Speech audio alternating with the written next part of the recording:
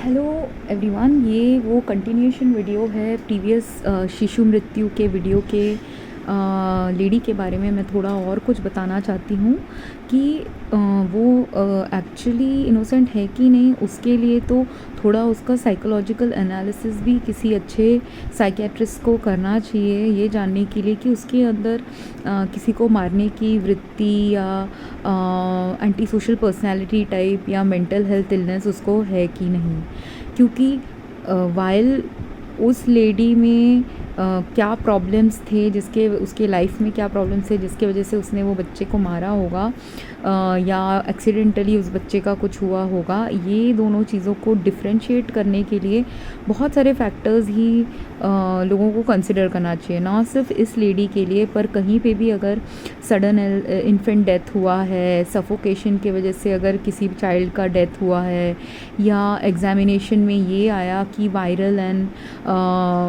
ये multiple organ failure का factors अगर दिख रहा है बच्चों में, तो उसका ना डीपर रिसर्च किसी ने किया है कि कोरिलेशन किया है कि नहीं मुझे नहीं पता, पर मुझे उसका कोरिलेशन यही मिला है कोई बच्चों के लिए, नॉट स्पेसिफिकली दिस लेडी का बच्चा, बट दैट फर्स्ट लेडी जो वॉलमार्ट वाली अमेरिकन लेडी थी, उनके स्टोरी के हिसाब से मुझे बहुत ज़्यादा सडन इन्फेंट डेथ के लिए केमिकल पोल्यूशन एक फैक्टर लगा है। क्योंकि हमारी ज़िंदगी में हम इतने सारे केमिकल्स यूज़ करते हैं डेली हमारे लाइफ में, तो कोई एवरेज मिडिल क्लास पर्सन हो, रिच पर्सन हो, वो लोग तो और भी ज़्यादा बेबी प्रोडक्ट्स यूज़ करते हैं। जो पुअर पर्सन है वो शायद थोड़ा कम बेबी प्रोडक्ट्स यूज़ करता होगा, पर उन लोग एडल्ट के ही प्रोडक्ट्स बेबीज़ में यूज़ करते हैं करके वो एडल्ट के प्रोडक्ट से ही बेबीज़ को कुछ हेल्थ हार्म होता है। और ये जो मल्टीपल ऑर्गन फेलियर यूजुअली किसी बेबी में अगर डेवलप हो रहा है, वो इसलिए हो रहा होता है कि अगर आप जहाँ रह रहे हैं वहाँ का पानी वानी सिर्फ ख़राब होने से तो होगा ही। वो मैंने प्रीवियस वीडियो में बताया कि जब पानी ख़राब हो जाता है, वही पानी से हम खाना वाना बनाएंगे, नहाएंगे, तो उसका एब्जॉर्प्शन से हमारे बॉडी में वो केमिकल्स आ सकते हैं। अभी अगर वो नर्सिंग मदर है तो वो जो केमिकल्स नर्सिंग मदर के बॉडी में है वो ब्रेस्ट मिल्क से भी कुछ केमिकल्स बेबी में जा सकते हैं। अगर जब वो प्रेग्नेंट मदर थी, जब बेबी बॉडी में था मदर के, तब भी उसको थोड़ा थोड़ा एक्सपोजर हुआ रह सकता है केमिकल का। पर सबसे ज़्यादा एक्सपोजर कब आएगा? जब वो बाहर निकल आएगा एटमॉस्फेयर में, तब मदर के अंदर जब रह रहा है, वो मदर के न्यूट्रिशन के अंदर, फूड के अंदर कोई गलती है या ख़राबी है या पॉइजनिंग है, वो सब बेबी को इम्पैक्ट करेगा, मदर का फूड एंड पानी। पर जब वो बेबी बॉडी से बाहर आ गया, तब सिर्फ मदर का फूड एंड पानी नहीं इम्पैक्ट करेगा बेबी को, तब क्लोथ्स भी इम्पैक्ट करेगा, तब एयर पोल्यूशन भी इम्पैक्ट करेगा। और बेबी के लिए स्पेसिफिक अगर ये इन्फेंट फार्मूला फूड है, उसमें अगर कुछ केमिकल कंटामिनेशंस हैं, वो फार्मूला का भी इम्पैक्ट आएगा। जिस पानी में वो फार्मूला मिक्स करके बेबी को कोई खिला रहा है, वो पानी अगर ख़राब है तो वो पानी का पोल्यूशन भी आ जाएगा बेबी के इन्फेंट फूड में। तो ऐसे करके बेबी का खुद अलग से वो जो खा रहा है ब्रेस्ट मिल्क छोड़ के, उस सब से भी बेबी को प्रॉब्लम हो सकता है। और अगर नॉर्मल जो फूड मदर भी खा रही है उसमें अगर कोई प्रॉब्लम है, उससे भी आ सकता है। और फूड के पोल्यूशन को, वाटर के पोल्यूशन को मैंने सबसे ज़्यादा ऑब्ज़र्व किया राजस्थान और कोई टूरिस्ट प्लेसेस में, जहाँ पे टूरिस्ट इतने ज़्यादा होते हैं, तो वहाँ पे फूड का भी बिज़नेस बहुत हैवी चल रहा होता है। पर फूड के बिज़नेस में अगर हम खाना, तो बहुत सारे प्रकार के इंडिया में अलग अलग जगहों में मिल जाते हैं हमको, पर खाने का जो सोर्स है वो इंडिया में अच्छा नहीं है। तो खाने का सोर्स अच्छा नहीं है मतलब क्या, कि इंडिया में सबसे ज़्यादा इतना मास प्रोडक्शन चल रहा है कि लोग जल्दी जल्दी प्रॉफिट करने के चक्कर में, मास प्रोडक्शन के चक्कर में इतने केमिकल्स डाल देते हैं कि पेस्टिसाइड्स डालते हैं, जल्दी जल्दी खाना बढ़ाने के केमिकल्स डाल देते हैं, खाने को कोई और चूहा वुहा के ना खा ले उसके केमिकल्स डाल देते हैं। तो ये सब की वजह से जो भी चीज़ें अभी ज़मीन में हम डाल रहे हैं, वो पेड़ों में डाल रहे हैं, वो हम जो सब्ज़ी खा रहे हैं, फ्रूट्स खा रहे हैं, उसके अंदर भी धीरे धीरे आ रहे हैं। तो ये सब केमिकल्स जो पहले पेस्टिसाइड्स अराउंड 100 साल से, थोड़ा 90 ईयर्स 70 ईयर्स ऐसे पहले अलग अलग पेस्टिसाइड्स डिस्कवर हुए थे और यूज़ में आए थे। तो ऐसे वाले पेस्टिसाइड्स जो इतने सालों से अर्थ में हैं, उसका हेल्थ इम्पैक्ट सबके हेल्थ में होता ही है धीरे धीरे। बस इतना ही डिफरेंस है कि पहले पहले जब अर्थ पोल्यूशन में हर फार्मर पेस्टिसाइड नहीं यूज़ करता था, हर फार्मर इतना सारा केमिकल्स यूज़ नहीं करता था, और फिर तभी ज़मीन भी अच्छी क्वालिटी की थी करके हर पौधा भी इतना इम्पैक्ट नहीं होता था। पर आजकल अभी ज़मीन भी ख़राब हो चुकी है क्योंकि इतना केमिकल्स यूज़ हो गया है। फिर उसके बाद पानी के पोल्यूशन की वजह से इतने सारे केमिकल्स, उसके बाद एयर पोल्यूशन का इम्पैक्ट, ये तीनों चीज़ें अगर ख़राब है तो पौधे, पेड़ पौधे, सब्जियां जो हम खाएंगे वो अच्छे क्वालिटी को हमें नहीं मिलेगी, और वो अच्छे क्वालिटी की हमें नहीं मिलेगी तो हमें हमारा न्यूट्रिशनल डेफिशिएंसी भी हो जाएगा। और जो हुआ भी है कि प्लांट्स जो अच्छे सॉइल में नहीं ग्रो होंगे, आपके बहुत सारे 1 केजी का प्लांट ग्रो शायद हो गया है, और पहले भी 10 साल पहले भी उसी ज़मीन में 1 केजी का ही प्लांट आपका ग्रो होता था, पर वो 1 केजी जो 10 साल पहले ग्रो हुआ है एक ज़मीन पे, उसी का न्यूट्रिशनल कंटेंट और अभी का जो न्यूट्रिशनल कंटेंट है वो बहुत अलग है। क्योंकि अगर ज़मीन में फर्टिलाइजिंग अच्छे नेचुरल प्रोसेसेस से नहीं हुई, जो कीड़े मकोड़े ज़मीन को अच्छा खाद दे सकते हैं, वो कीड़े मकोड़े ही हम मार डाल रहे हैं पेस्टिसाइड डाल के या केमिकल डाल के, तो खाद बनाने वाले जो एनिमल्स एंड माइक्रोब्स हैं, छोटे छोटे इंसेक्ट्स हैं, वो लोग सब तो गायब हो गए। अगर वो लोग गायब हो गए तो हमको खाद कहाँ से अच्छा मिलेगा,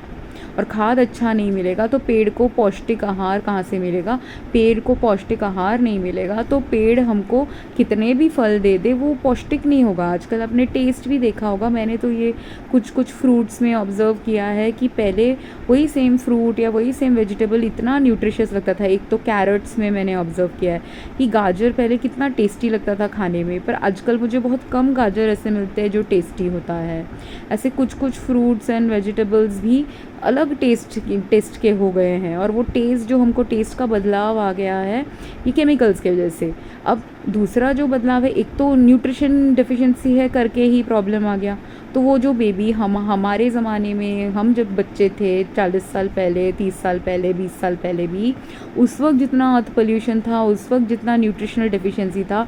उसके कारण से हम जितने वीक नहीं हुए हैं, हमारे बच्चे और भी वीक हो जाएंगे अगर ऐसे ही अर्थ पोल्यूशन चलता रहा। तो एक बेबी जब बॉर्न भी हो रहा है, उसको अगर उतना सेम जो 40 साल पहले का जो प्रक्रिया था कि ये फूड खाना चाहिए माँ को, इतने कैलोरीज़ का खाना खाना चाहिए,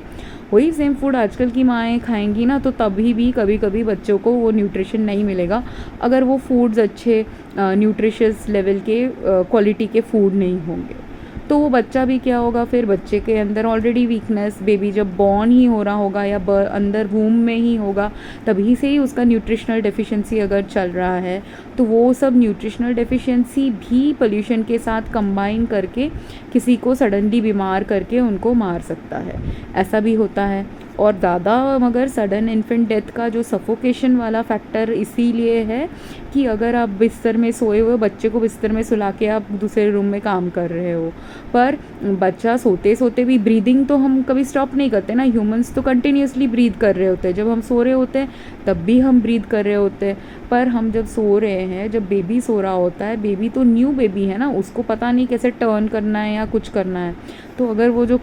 जिस कपड़ों के ऊपर वो सो रहा है, बेडिंग के ऊपर सो रहा है, वो अगर थोड़ा सा भी पोल्यूटेड केमिकल्स वाला हो, प्लास्टिक वाला हो, प्लास्टिक से बहुत लीचिंग भी आता है, तो उसके बेड के आसपास भी अगर क्रेडल ही प्लास्टिक के मटेरियल का हो, उससे भी अगर लीचिंग आए, या क्रेडल में, क्योंकि आजकल कैसे है कि वुड के जैसे दिखने वाले क्रेडल सबको मिल जाएंगे, पर वो वुड नहीं होता है, प्लास्टिक का होता है। पहले ज़माने में वुड के बेड्स, वुड के बहुत कुछ मिलते थे, पर आजकल फेक चीज़ें इतनी मिलती हैं, ख़राब क्वालिटी की चीज़ें इतनी मिलती हैं। ये सब क्वालिटी एक एक, पहले अगर 10 आइटम में से एक ख़राब क्वालिटी का था, अब चल सकता है, आपका बॉडी चला सकता है, बेबी का बॉडी चला सकता है, पर 10 के 10 आइटम अगर ख़राब क्वालिटी के हैं और हमारे पास मार्केट में अच्छे क्वालिटी की चीज़ें हमको मिल भी नहीं रही हैं, जो लोग गरीब हैं उनको तो और भी नहीं मिलेगा, जो रिच है उनको फिर भी थोड़ा चांसेस हैं बेटर क्वालिटी प्रोडक्ट सीख करने का, या खुद ही अगर इतने रिच हैं तो आप बेटर क्वालिटी प्रोडक्ट्स बनाने के मैन्युफैक्चरिंग ये सब चालू कर सकते हैं। बेटर मैन्युफैक्चरिंग नहीं तो कुछ और रीफर्बिशिंग, ऐसे बेटर क्वालिटी के तरफ जाने के स्टेप्स ले सकते हैं। पर जो लोग मिडिल क्लास हैं और पुअर हैं, उनको तो उनके पास जो चीज़ अवेलेबल है वो लोग तो वही यूज़ करेंगे। और फिर सेकंड प्रॉब्लम ये है कि हम अगर 10 सालों से, 20 सालों से, 40 सालों से कुछ केमिकल यूज़ करें हमारे घर में रेगुलरली,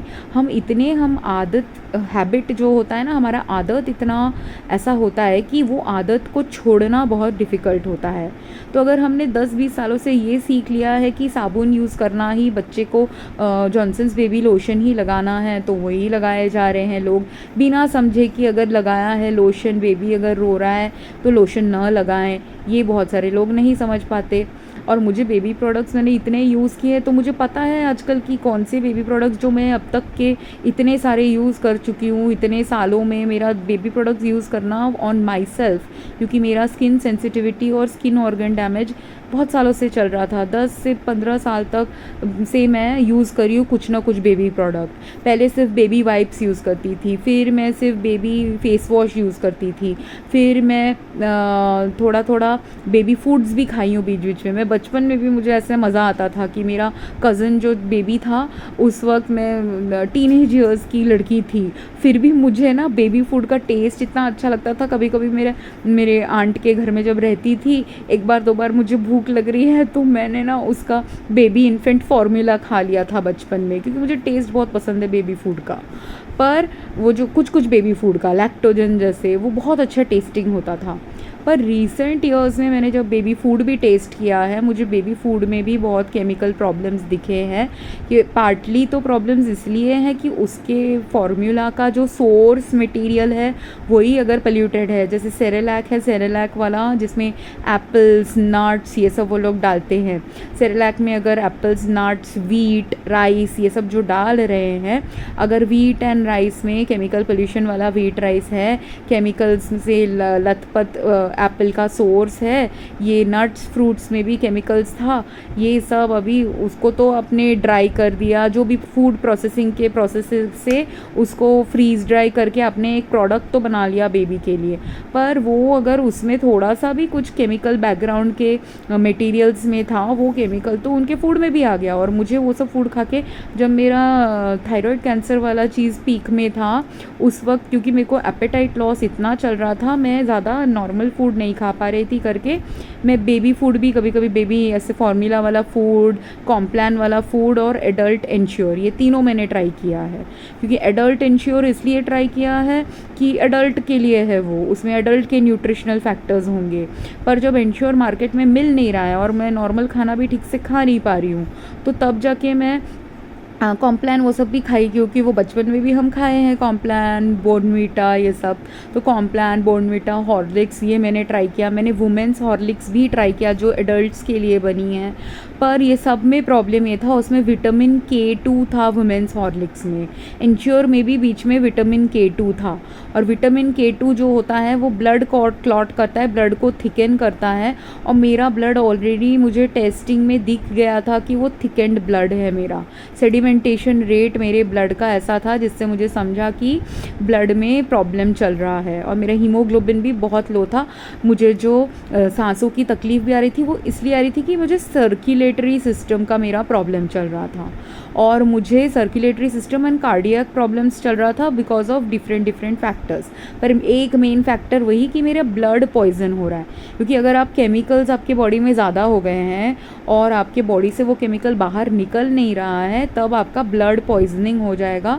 और वो ब्लड पॉइजनिंग की वजह से, अगर ब्लड ठीक से काम नहीं कर रहा है, तो वो ब्लड आपके सर्कुलेशन में दिखा तो रहा है, मेरा पल्स ऑक्सीमीटर दिखा रहा है 95-97 का रीडिंग, पर इवन दो पल्स ऑक्सीमीटर में ऐसे दिखा रहा है कि ऑक्सीजन कंटेंट अच्छा है, पर ऑक्सीजन कंटेंट सिर्फ अच्छा नहीं होना चाहिए ना, मेरा सर्कुलेटरी सिस्टम का फंक्शन भी अच्छा होना चाहिए। और वो सर्कुलेटरी सिस्टम का फंक्शन अच्छा नहीं है, वो परफ्यूजन इंडेक्स दिखाता है, जो ये यहाँ के डॉक्टर्स को पता नहीं है। मुझे भी परफ्यूजन इंडेक्स के बारे में पहले नहीं समझा, क्योंकि मैंने तो कभी पल्स ऑक्सीमीटर कैसे पढ़ते हैं मैंने भी कभी सीखा नहीं है। पर जब मैं देख रही थी एवरी टाइम पेस्टिसाइड पॉइजनिंग या कुछ पेस्टिसाइड के एक्सपोजर से मुझे कार्डियक प्रॉब्लम्स और ब्रीदिंग जैसा लग रहा था कि ब्रीदिंग प्रॉब्लम है, पर टेस्ट में जब मैंने करके देखा तो मेरा लंग तो ठीक ही आ रहा था, तो लंग फंक्शन मेरा ठीक था, पर मुझे कार्डियक प्रॉब्लम्स ज़्यादा चल रहे थे। तो ब्रीदिंग, कार्डियक प्रॉब्लम्स की वजह से और ब्लड की वजह से अब आपका ब्रीदिंग का प्रॉब्लम्स भी आ सकता है। तो उस वक्त मैं कोई ब्रीदिंग के लिए दवाई की तो ज़रूरत नहीं, क्योंकि मेरा लंग्स तो ठीक से काम कर रहा है। जो चीज़ काम नहीं कर रहा है वो है ब्लड का सर्कुलेशन काम नहीं कर रहा ठीक से। तो इसलिए मुझे पॉइजनिंग के लिए केयर चाहिए। पर पॉइजनिंग के केयर के लिए भी अगर डॉक्टर को नहीं समझ में आ रहा कि पेशेंट पॉइजनड है, वो मुझे 1-2 पेस्टिसाइड पॉइजनिंग के मेरे 10-20 सिम्टम्स भी आ गए, तब भी डॉक्टर को नहीं समझा कि मुझे पेस्टिसाइड पॉइजनिंग चल रहा है। मैं जब उनको वर्बली बोल रही हूँ कि पेस्टिसाइड के एक्सपोजर से मुझे ये प्रॉब्लम हो रहा है, वो नहीं समझ पा रहे। पर ये सब पढ़ाई मैंने 20 साल पहले इंडिया में ही की है। 25 साल पहले इंडिया के ही बुक्स में मैंने ये पढ़ाई की है। यूएस में भी यूएस के पॉइजन के गाइडलाइंस में कुछ पढ़ाई की है। ये दोनों मिक्स करके जो इन्फॉर्मेशन है वो अगर इंडिया के डॉक्टर्स को समझ नहीं आ रहा है कि पेस्टिसाइड से ऐसा हो सकता है नॉर्मल इंसानों को भी, डॉक्टर्स के मन में क्या है कि पेस्टिसाइड्स, अगर आप फार्मर हो या आप गार्डनर हो उनको पेस्टिसाइड पॉइजनिंग होती है, या अगर आपने दवाई खा ली ये सब पेस्ट कंट्रोल वाली तो अब आपको पेस्टिसाइड पॉइजनिंग होती है। पर दवाई खा ली, गार्डनर हो फार्मर हो, उनको सिर्फ पेस्टिसाइड पॉइजनिंग नहीं हो सकती। किसी भी इंसान को पेस्टिसाइड पॉइजनिंग हो सकती है जिसके पानी के में, खाने में, हवा में बहुत पेस्टिसाइड का कंटेंट अगर हाई चल रहा है। और आजकल अर्थ में बिकॉज पेस्टिसाइड्स इतने 70-80 सालों से यूज़ में है, कोई पेस्टिसाइड्स 40-50 सालों से यूज़ में है। जो भी पेस्टिसाइड जितने सालों से यूज़ में है उतने सालों से अर्थ को पल्यूट कर चुका है वो। और सिर्फ अर्थ को नहीं, उतने साल हम अगर 30-40-50 साल 60 साल के भी इंसान हैं, हमारे अंदर भी वो केमिकल्स बहुत गए हुए हैं। और जो लोग हेल्दी का फिट रहते हैं, फिज़िकली फिट रहते हैं, वो लोग ने थोड़ा डिटॉक्स कर लिया है ऑलरेडी फिज़िकल फिटनेस के, योगा करके, एक्सरसाइज करके। पर जो उनके अंदर भी पेस्टिसाइड्स हैं, क्योंकि पेस्टिसाइड्स बहुत ख़तरनाक चीज़ें, कोई पेस्टिसाइड्स ऐसे होती है वो बॉडी के अलग अलग जगहों में चले जा सकती हैं। तो इसीलिए पेस्टिसाइड्स के हार्म, केमिकल का हार्म अगर हम नहीं समझेंगे, डेली यूज़ में ये केमिकल्स का यूज़ कम नहीं करेंगे, तो हेल्थ ख़राब होने के और ऐसे सडन डेथ किसी का भी हो सकता है। इन्फेंट का भी हो सकता है, 5 साल के बच्चे का भी हो सकता है, मेरे जैसे 40 साल की लेडी का भी हो सकता है। और मैं बहुत बार हार्ट अटैक हो रहा है ऐसे टाइप फेज़ से गई हूँ कि जब लग रहा है कि मैं और सांस नहीं ले पाऊँगी, अभी मेरे को हार्ट अटैक आ जाएगा। मेरा दिल और ये टॉक्सिन्स और केमिकल्स का असर ले नहीं पा रहा है। ऐसा मुझे बहुत सालों से चल रहा है, पर कार्डियोलॉजिस्ट के पास जाके भी मुझे इसका सल्यूशन नहीं मिला। इसलिए मैं पेस्टिसाइड्स के बारे में, पोल्यूशन के बारे में, सडन डेथ के बारे में बता रही हूँ। क्योंकि सडन डेथ भी ना, ऐसा नहीं है कि वो बेबी के ऊपर, वो जो यूएस वाली बेबी था, वो बेबी के तो स्किन में ही दिखा रहा था कि उसको ऑर्गन फेलियर का प्रॉब्लम चल रहा है, क्योंकि स्किन भी एक ऑर्गन है। तो स्किन में अगर इरिटेशन चल रहा है, रैश चल रहा है, कंटिन्यूस रैश चल रहा है, मेरे स्किन में तो कंटिन्यूस रैश बहुत सालों से मुझे चल रहा है। धीरे धीरे वो रैश का इफ़ेक्ट बढ़ गया है। जितना पोल्यूशन बढ़ गया उतना ज़्यादा मेरे को रैश हो रहा है। और जितना ज़्यादा ख़तरनाक केमिकल मेरे स्किन को टच करता है उतना ज़्यादा उसका इफ़ेक्ट मेरे स्किन पे ज़्यादा होता है। अगर बहुत हाई डेंजरस वाला कोई केमिकल है या ऐसा कोई केमिकल है जिससे कार्डियक सिस्टम भी इम्पैक्ट हो सकता है, तो वो केमिकल एब्जॉर्ब हो जाने के बाद मेरा दिल का धड़कन या तो बढ़ जाता है या तो कम हो जाता है, क्योंकि वो बॉडी को सिग्नल दे रहा है कि डिस्ट्रेसिंग केमिकल है, इसको निकालो। इसलिए हमको ब्रीदिंग प्रॉब्लम या इसलिए हमको धक धक करने वाला जो दिल का धड़कना ज़्यादा बढ़ गया, ये सब तभी होता है। और मेरे साथ ऐसा हुआ कि जब मैं बीच में राजस्थान में थी, क्योंकि वहाँ पे एयर पोल्यूशन, वाटर पोल्यूशन था। एयर पोल्यूशन बॉम्बे से कम था, पर एक स्पेसिफिक कुछ केमिकल्स के पोल्यूशन वहाँ पे रिजॉर्ट्स में क्या होता है, ये राजस्थान का सिर्फ प्रॉब्लम नहीं है, हर रिजॉर्ट ऑफ इंडिया का प्रॉब्लम है कि आप अगर कोई रिजॉर्ट में पानी अंडरग्राउंड वाटर ही यूज़ कर रहे हैं, वो अंडरग्राउंड वाटर अगर बहुत सालों से आपके रिजॉर्ट्स में आपने जो केमिकल्स यूज़ किए हैं वो आपके अंडरग्राउंड वाटर में है। वो रिजॉर्ट हो, होम स्टे हो, होटल हो, शानदार होटल हो, नॉर्मल होटल हो, कुछ भी होटल हो, हर होटल का ये फंडा है कि अगर वो होटल बहुत सालों से चल रहा है, और घरों में भी ये ज़्यादा है, पर होटल्स में ज़्यादा क्या है, साबुन का यूज़, सोप्स का यूज़, क्लीनिंग केमिकल्स का यूज़ ज़्यादा चलता है, क्योंकि रेगुलरली लोग आते जाते रहते हैं, तो उन लोग हर दिन धो रहे होते हैं, धुलाई हो रही होती है, हर दिन धुलाई होती है, तो वहाँ पे केमिकल पोल्यूशन इतना ज़्यादा हो जाता है पानी में कि उसी पानी में कभी कभी जो अंदर ज़मीन से पानी आ रही है, बोरवेल का पानी, वही पानी जब अगर आप टैप में नहा रहे होंगे, आपको सोप कंटेंट इतना हाई होगा उस पानी में कि आपको अलग से सोप से कपड़े धोने के लिए आपको अलग सोप लेना नहीं पड़ेगा, इतना सोप उस पानी में है। कोई कोई जगहों में सिर्फ सोप नहीं है और भी दूसरे केमिकल्स हैं, इसलिए दूसरे केमिकल्स प्लस सोप मिला के पानी, कभी कभी इतनी, राजस्थान के पानी बहुत गाढ़ा गाढ़ा पानी था, इतना गाढ़ा पानी था कि आरओ भी सब कुछ फ़िल्टर आउट नहीं कर पाता। तो इसलिए मुझे राजस्थान में ये हुआ कि आरओ का पानी अगर मैंने देखा तो वो आरओ का पानी मुझे पीने ज़्यादा नहीं हो रहा था, वो गाढ़ा गाढ़ा था करके मुझे ऑलरेडी कार्डियक प्रॉब्लम हो रहा था, तो वो गाढ़ा पानी पी के भी प्रॉब्लम हो रहा था। तो मैं आरओ के पानी में भी, क्योंकि अगर मैंने बाल्टी का पानी लिया, आरओ का पानी लिया, बॉटल वाटर लिया, बॉटल वाटर सबसे ज़्यादा सेफ़ हो रहा था पीने के लिए। और बॉटल वाटर में भी हर ब्रांड बॉटल वाटर का अच्छा नहीं होता, कोई कोई अच्छे ब्रांड भी कभी कभी ख़राब काम कर देते हैं, तो इसलिए बॉटल वाटर में भी कोई गारंटी नहीं है कि हमेशा आपको अच्छा बॉटल वाटर मिलेगा। तो हमको मिलेगा कहाँ से अच्छा पानी? अच्छा पानी मिलेगा तभी जब हम अर्थ पोल्यूशन कम करेंगे, और अच्छा पानी नहीं मिलेगा तो अच्छा खाना भी नहीं मिलेगा। और पेड़ पौधों में अब जाके ये हो गया है कि इतने सालों से उन लोग ने पेड़ पौधों में केमिकल डाल डाल के अगर पेड़ों को ख़राब कर दिया है, तो अभी धीरे धीरे केमिकल सिर्फ फलों के बाहर नहीं रहते। हम जब बचपन में बच्चे थे, हमको सिखाया जाता था कि फल सब्ज़ी ये सब हम धो के खाना बनाएं, हमारे मम्मी पापा ये सब करते थे, हम भी वैसे ही करते हैं, खाना को अच्छे से धोते हैं, डस्ट रहेगा, पेस्टिसाइड रहेगा, जो भी रहेगा, वो सब्जियों को धो के छील के फिर खाना खाते हैं, बनाते हैं, कुक करते हैं। पर अभी यही सब्ज़ी जो पहले सिर्फ बाहर से थोड़ा थोड़ा पोल्यूटेड होता था, अब इतने केमिकल्स यूज़ हो चुके हैं हमारे ज़मीन में और हमारे एयर एंड वाटर एंड पौधों के अंदर ही, कि लेवल ऑफ पोल्यूशन इतना हाई है कि अभी न्यूट्रिशन भी जब आ रहा है एक फल को, या न्यूट्रिशन भी एक आ रहा है एक नट्स को, कभी कभी नट्स के अंदर अभी केमिकल्स नट्स के अंदर भी होते हैं। नट्स तो इतना मोटा मोटा चीज़ होता है, बाहर से प्रोटेक्टिव कोटिंग होती है नट की, फिर भी मैंने पीनट्स खाया है, मैंने ग्राउंड नट्स खाया है, मैंने आलमंड्स खाया, वॉलनट खाया, हेज़लनट खाया है, ये सनफ्लावर सीड, ये सब जो भी अलग अलग नट्स एंड सीड्स खाए हैं, हर नट्स एंड सीड्स के अंदर भी मुझे अभी हाइट एंड केमिकल पोल्यूशन वाले चीज़ें मिले हैं। और ऐसा होता है अगर आप एक मुट्ठी खा रहे हैं नट्स, 10-20 नट्स ही खा रहे हैं, वो 10-20 नट्स में भी एक दो नट्स में भी थोड़ा थोड़ा केमिकल अगर है, और आपको टेस्ट बड ने आपको नहीं समझाया, आपके नाक ने ये नहीं समझाया, आपने खा लिया तो आपके पेट में चला गया, उसके बाद अगर ऐसे ही हर दिन आप ऐसे ही नट्स खा रहे हैं तो धीरे धीरे उसका पोल्यूशन आपके बॉडी में बढ़ रहा है। जब आपका बॉडी हेल्दी और फिट है तब शायद वो थोड़ा थोड़ा केमिकल निकाल देगा, पर अगर बहुत सारे सोर्सेज ऑफ केमिकल आपके बॉडी के अंदर है वो निकाल नहीं पाएगा। और जैसे एडल्ट का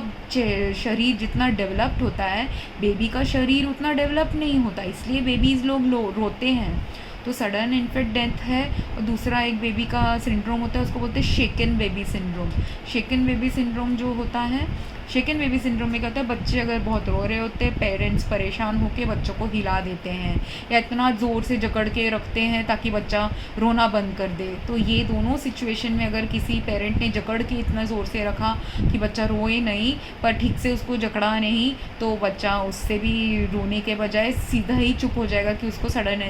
शेकन बेबी सिंड्रोम की वजह से या ज़ोर से पकड़ने की वजह से वो मर गया। ऐसे बच्चे भी होते हैं, पर वो मर कैसे जाते हैं, और मरने के पहले किसी ने पेरेंट ने उसको इतने ज़ोर से जकड़ के क्यों रखा या ज़ोर से शेक क्यों किया। मोस्ट ऑफ द टाइम इसलिए शेक किया होता है कि शायद बच्चा रोए जा रहा है और पेरेंट्स को समझ में नहीं आ रहा है ये बच्चा रो क्यों रहा है। यूजुअली क्योंकि जब बेबीज़ रोते हैं क्या कारण लोग सोचते हैं, उसको या तो खाना चाहिए, उसको या तो मम्मी चाहिए, उसको या तो पॉटी हो गया है या सुसु हो गया है वो साफ़ करना है, उसका बेड वेट हो गया है, क्लोथ्स वेट हो गया है, उसको साफ़ सफाई करनी है, या उसको भूख लगी है तो उसको खाना देना है या तो उसको सुलाना है, राइट। तो ये सब जो नॉर्मल बेबीज़ के रोने के कारण होते हैं, मोस्ट पेरेंट्स इसी में फोकस करते हैं। पर आजकल का ख़तरा सिर्फ रोना ये सब से नहीं होता। अगर आपके एनवायरनमेंट में पोल्यूशन है, आप फ्लाइट में ट्रैवल कर रहे हो, फ्लाइट में इतना केमिकल्स उन लोग आजकल डालते हैं, वो केमिकल से पहले से भी डालते थे पर आजकल आजकल कोई फ़्लाइट में ऑटोमेटिक स्प्रेयर्स हैं, तो ऑटोमेटिक स्प्रेयर्स तो और भी ज़्यादा केमिकल्स डालते हैं आपके ऊपर, सीट्स के ऊपर।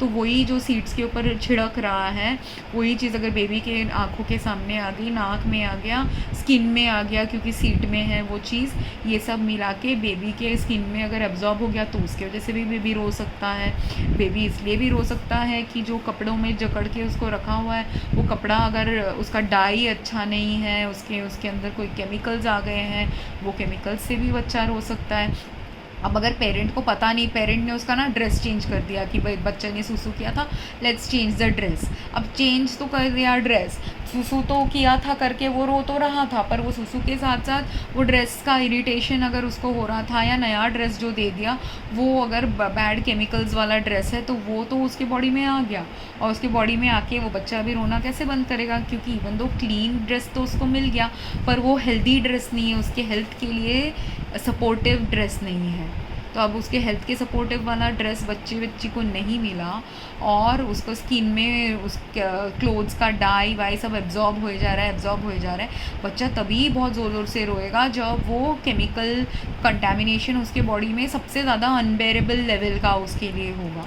और अनबेरेबल लेवल तभी होगा जब बहुत सारे दिनों का कुछ एक्सपोजर हो के उसके बॉडी में कुछ इंटरनल डैमेज चल रहा होगा। तो इसलिए अगर बेबी रो रहा है और पेरेंट्स को ये नहीं समझ में आ रहा, केयर टेकर्स को नहीं समझ में आ रहा क्यों रो रहा है, तो यूएस में जैसे कोई केयर टेकर्स होते हैं ना, ऐसी दवाई दे देते हैं बच्चे को चुप कराने के लिए। पर अगर आपने कुछ भी ऐसी दवाई भी दे दी ना बच्चों को, वो भी एक गलत चीज़ हो गया, क्योंकि वो दवाई ऑलरेडी अगर उसकी बॉडी में बहुत केमिकल्स है, जिसकी वजह से पोल्यूशन चल रहा है, जिसकी वजह से वो रो रहा है, वो पोल्यूशन वो ले नहीं पा रहा, और एक्स्ट्रा अगर उसको आपने लोशन भी लगा दिया, लोशन भी एक केमिकल है, लोशन के सेंट्स होते हैं, वो सेंट के वजह से ही उसको परेशानी आ सकती है। अगर सेंट नहीं है, लोशन से नहीं आ रही, आपने उसको कुछ खाना खिला दिया, वो खाने में अगर कुछ गड़बड़ था, वो खाने का चीज़ उसके मुंह में चला गया, जिससे उसको प्रॉब्लम हो सकता है। अगर उसको ऐसा कुछ दे दिया,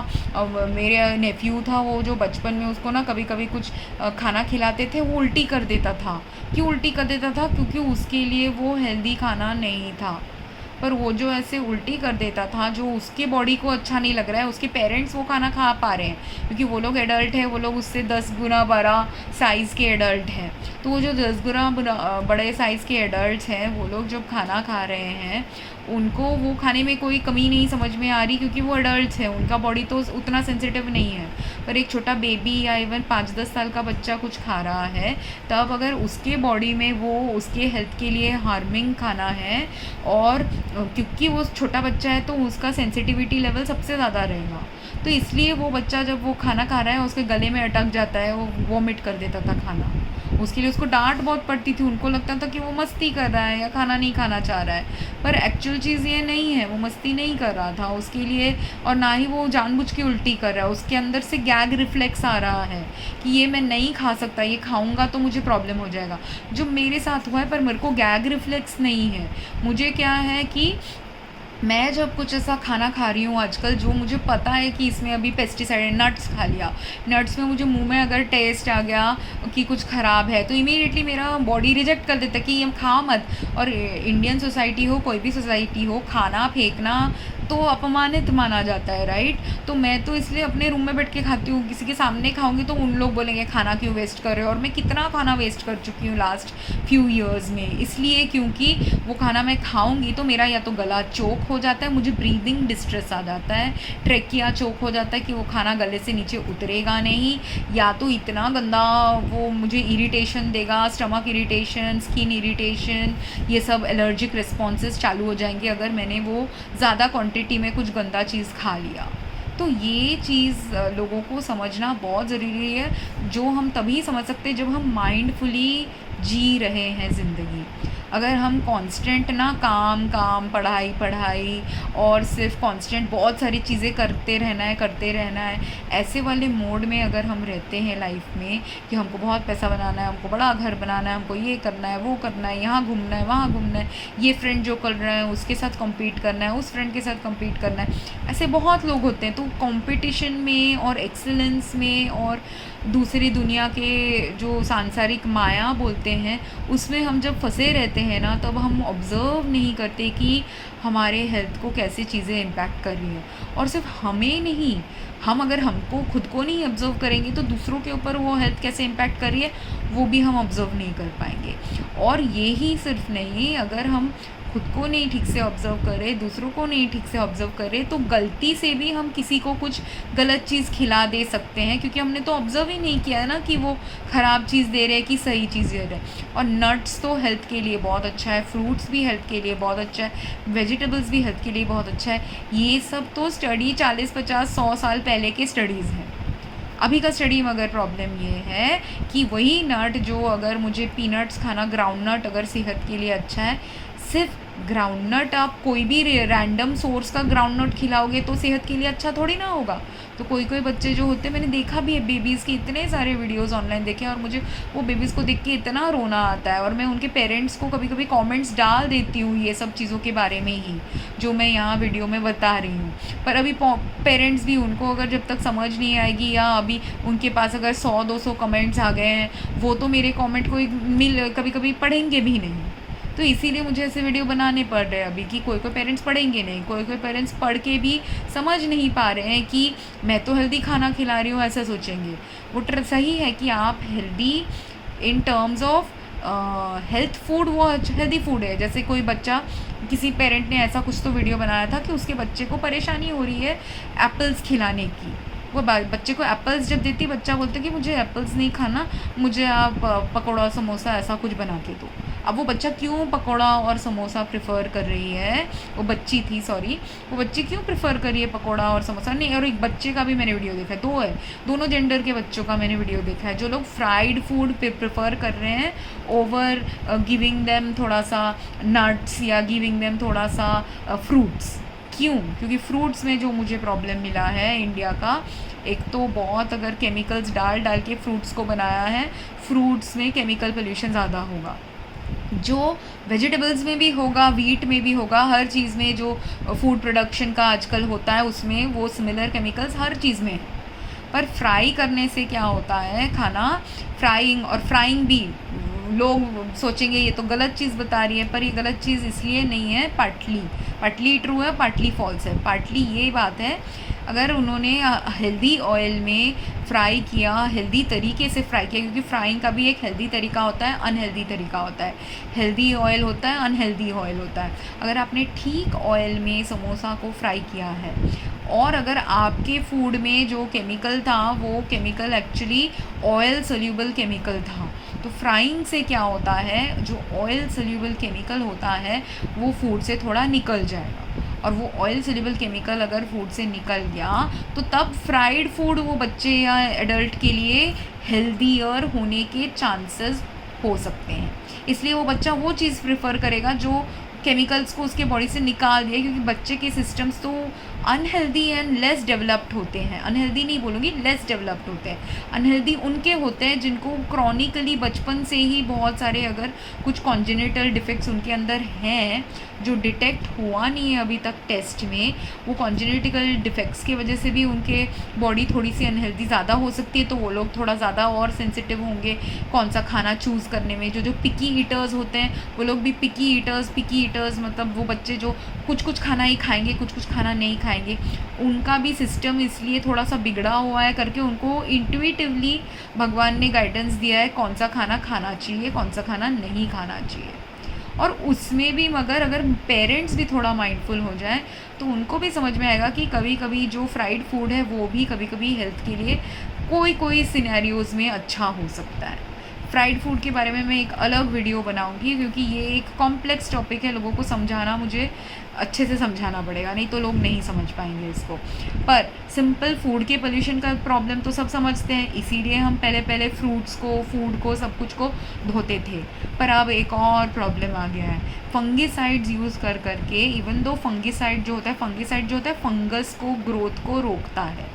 पर जो फ्रूट्स एंड वेजिटेबल्स में लोग जब फंगीसाइड डालते हैं उसकी वजह से ये हो रहा होता है कि बाहर से तो शायद फंगस उसमें ग्रो नहीं हो रहा होता है, पर उसके अंदर कभी कभी एंटी बैक्टीरियल रेजिस्टेंस डेवलप हुआ है। अर्थ में अभी एंटी फंगल रेजिस्टेंस भी डेवलप हो चुका है, क्योंकि मेरे साथ ये भी हुआ है कि मैं पीनट्स खा रही हूँ, पीनट्स में मुझे इतना स्ट्रॉन्ग फंगस का स्मेल आ रहा है कि मैं वो पीनट्स खा नहीं पा रही, इवन तो नट्स तो सेहत के लिए अच्छा है। तो और फिर अगर नट्स में फंगस मेरे को मिला है, फंगस मुझे संतरे में मिला है, फंगस मुझे टमाटर में फंगस और मोल्ड मिलता है, ऐसे बहुत सारे स्पाइसेस में भी, कोई स्पाइसेस में भी आजकल फंगस ग्रो होने लग गया है। तो ये जो फंगल ग्रोथ हो रहा है स्पाइसेस में, नट्स में, ये सारे तो हेल्दी फूड है, फूड तो हेल्दी, नाम से तो हेल्दी टैग है फूड का, और मैंने हेल्दी फूड है करके उसको ख़रीद भी लिया, स्पाइस ख़रीद दिया कि स्पाइस से तो लोग अगर कोल्ड भी हो रहा है तो काढ़ा बना के पीते हैं। पर वही स्पाइस जो हेल्दी होनी चाहिए, अगर फार्मर ने गलत तरीके से बनाई है या फूड प्रोसेसर ने उसको ऐसे फंगिसाइड डाल के स्टोर करके कुछ करके रखा हुआ है जिससे उसमें अगर फंगल स्पोर्स ग्रो हो रहे हैं, मुझे दिख नहीं रहा है, फंगिसाइड डाला था करके ऊपर से उसमें फंगस मुझे नहीं दिखा, कोई स्मेल से भी मुझे फंगस का स्मेल नहीं आया। पर अगर उस खाने के अंदर और फंगस है माइक्रोस्कोपिक लेवल का, usually fungal spores microscopic level के होते हैं तो हमको नहीं दिखेंगे, जो दिखेगा वो है ऊपर का फंगल ग्रोथ, पर ऊपर का फंगल ग्रोथ नहीं दिख रहा क्योंकि फंगिसाइड ने मार दिया है। पर अंदर अगर फंगल स्पोर्स पड़े हुए हैं वो ट्रीज़ के अंदर, प्लांट के अंदर, पौधे के अंदर, स्पाइस के अंदर, वही जब ट्री से निकाल के प्लांट से हार्वेस्टिंग करने के बाद स्पाइस हो, फ्रूट्स हो, वेजिटेबल्स हो, जो भी है, फार्मर से हमारे घर तक आने में टाइम लगता है, इमीडिएटली वो हमारे घर आता नहीं है।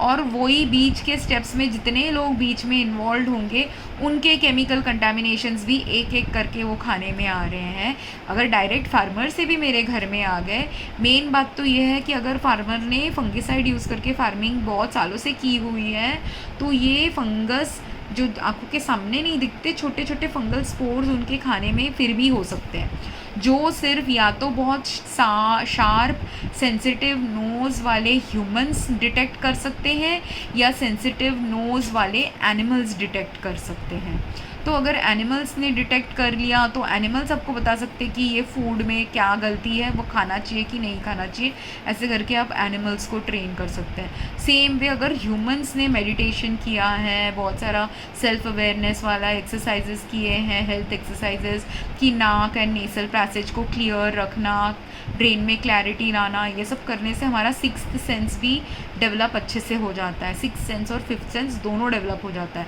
उससे क्या होगा, अगर हमारा फिफ्थ सेंस अच्छे से डेवलप्ड है तो थोड़ा सा भी खाने में ख़राबी अगर हो तो हमारा नाक और हमारा टंग बता देगा ये खाने में ख़राबी है, ये खाना आप नहीं खाइए। पर अगर आपको उसके भी अच्छे लेवल का काम करना है, जो खाना नहीं खा रहा, जो गार्डनिंग कर रहा है, जो फार्मिंग कर रहा है, वही अगर वो सेंसिटिविटी डेवलप कर दे तो वो सिर्फ अच्छा पौष्टिक खाना ही हमको देगा बना के।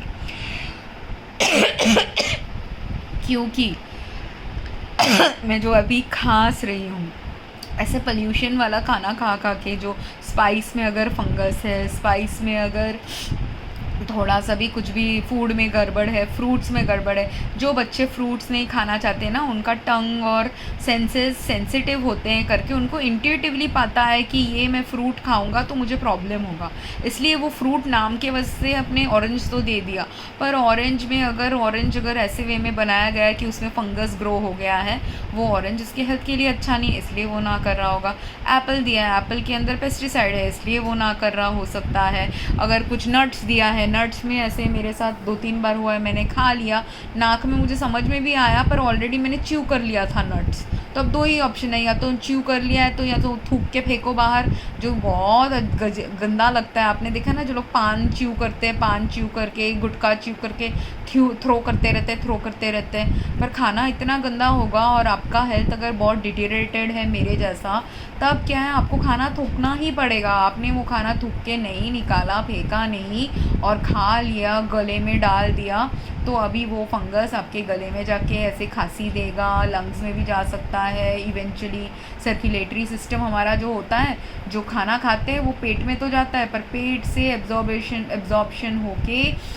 इवेंचुअली सर्कुलेटरी सिस्टम में जाके कहाँ कहाँ नहीं जाएगा, हर ऑर्गन में जाएगा। और कोई ना कोई ऑर्गन में, जिसके बॉडी में जिस ऑर्गन में सबसे ज़्यादा ये फंगस डेवलप हो रहा है, वहीं पे कोई फंगस रिलेटेड इन्फेक्शन या फंगस रिलेटेड ट्यूमर्स या ऐसा कुछ डेवलप उनके बॉडी में हो सकता है। किसी और के बॉडी में फंगस रिलेटेड सेप्टिक शॉक भी डेवलप हो सकता है। फंगस की वजह से ही मेरी मासी का डेथ हुआ था, कि उनके घर में भी बहुत फंगस था। कलकत्ता में फंगिसाइड्स बहुत यूज़ होते हैं। मैं जब कलकत्ता गई थी लास्ट ईयर, मुझे तो वो फंगिसाइड्स की वजह से इतना वेस्ट बंगाल में प्रॉब्लम हो रहा था। सिर्फ कलकत्ता नहीं, वेस्ट बंगाल के फार्मिंग में बहुत यूज़ होता है, जिसके वजह से वो फंगस का असर ना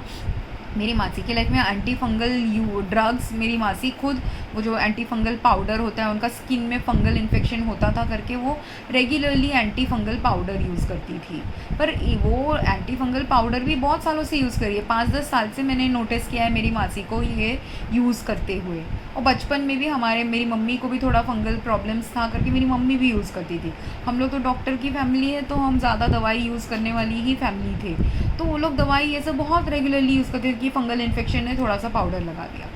या फंगल अंदर का इंटरनल स्किन इन्फेक्शन चल रहा है करके। पर वही जो स्किन इन्फेक्शन इतने सालों से उनको चल रहा था, उनकी बॉडी के अंदर भी चल रहा था, जो उनको समझ में नहीं आया। पर जब तक वो समझ में आया, जब तक वो हॉस्पिटलाइज हुई, उसके बाद मगर हॉस्पिटलाइज होके 2 महीने या कुछ हॉस्पिटल में थी, एंड देन उनका डेथ हो गया। और हॉस्पिटल में भी जैसा उनको थेरेपी मिल रहा था, या उनके सिम्टम्स जो मेरे कज़न ने मुझे नरेट किए थे, उससे मुझे लगा कि उनको फंगल इन्फेक्शन बहुत बार बार आ रहा है। एंटी फंगल ड्रग्स भी उनको हॉस्पिटल में भी मिला था। पर ड्रग्स का एक लिमिट होता है, जहाँ तक वो ड्रग्स काम करेगा, मेडिसिन काम करेगा, काम नहीं करा था, इवेंचुअली उनको डेथ आ गया। उनका ही यही डेथ अगर वो हॉस्पिटल में नहीं रहती, घर में रहती, घर में भी क्योंकि फंगस के तो बहुत सारे सोर्सेज हैं। हमारी जो एसी है, एसी के अंदर भी वो मोल्ड जो होता है वो फंगस है,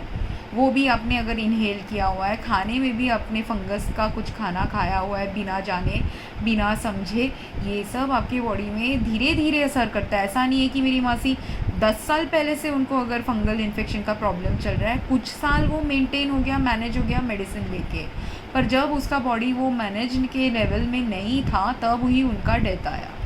सेम थिंग विद बच्चे, अगर बच्चे भी ऐसे फंगस को इनहेल कर रहे हैं, खा रहे हैं, क्योंकि अब एडल्ट हम जो खा रहे हैं, हम अगर फ्रूट्स खा रहे हैं वो फ्रूट्स तो बच्चा भी खाएगा, हम अगर वेजिटेबल्स खा रहे हैं वेजिटेबल्स तो बच्चा भी खाएगा, हम नट्स खा रहे हैं बच्चा भी नट्स खाएगा। ये सब तो हेल्दी फूड ग्रुप्स हैं, पर हेल्दी फूड ग्रुप होने से क्या होगा, अगर वो स्पेसिफिक फूड जो हम कंज्यूम कर रहे हैं वो हेल्दी अगर नहीं है, और उस अनहेल्दी फूड में भी बहुत सारा मात्रा अनहेल्दी फूड का ज़्यादा आ गया किसी बच्चे के खाने में, तो उसका डेथ हो सकता है।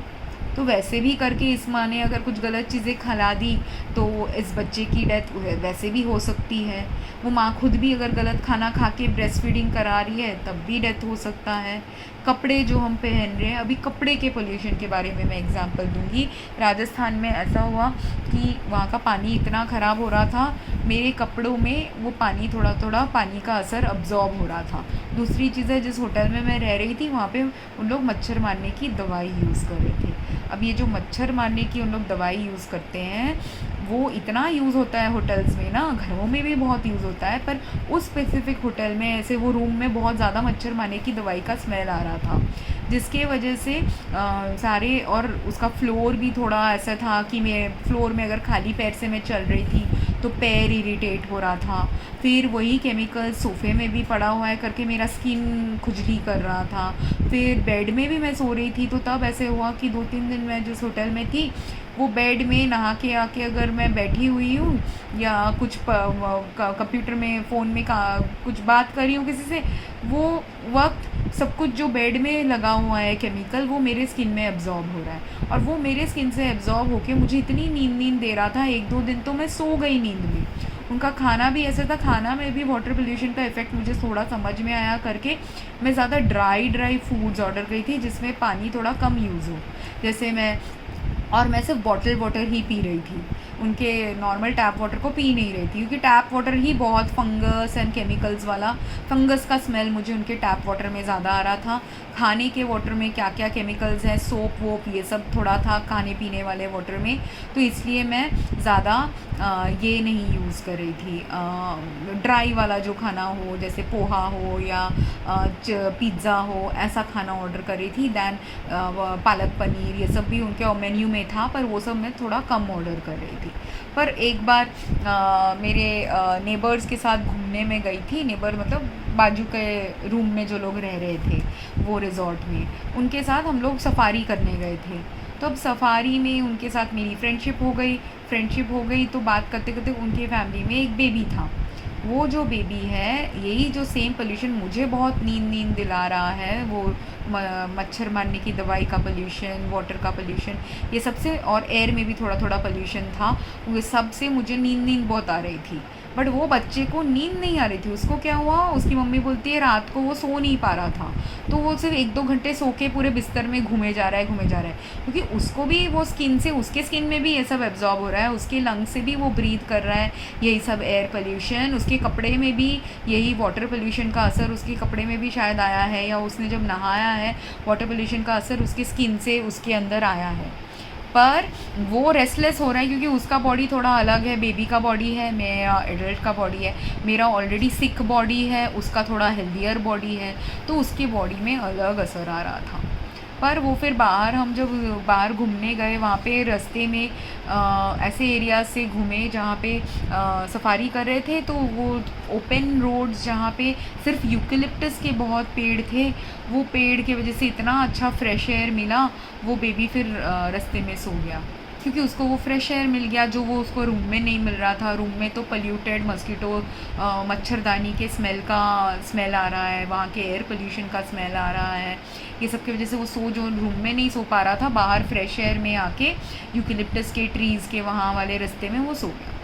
पर जब वो वापस आया, हम लोग ऐसे बातें कर रहे थे और वो एकदम बिज़ी ऐसे पेरेंट्स थे कि मैं देख रही थी कि डैड इतना चाइल्ड केयर में हेल्प नहीं करते। तो ये मैंने देखा हुआ था। फिर वो बता रही थी कि वो अपने इन लॉज़ के घर जाने वाली है, तो उसको ना सजना पड़ेगा, ये सब बता रही थी। जब ऐसे उसने कहा,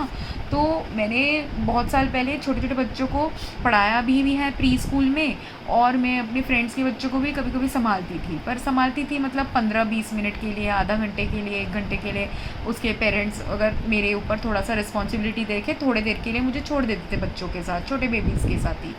तो मैंने बस बेबीज़ को संभाला है करके मैंने इसलिए ऑफ़र किया कि आपको अगर हेल्प चाहिए, आप जब अगर रेडी हो रहे हो आपके इन लॉज़ के लिए, तब बेबी को मेरे को दे देना। उसने बोला हाँ ठीक है। तो हम ब्रेकफास्ट टूर में गए थे, मॉर्निंग के सफारी टूर से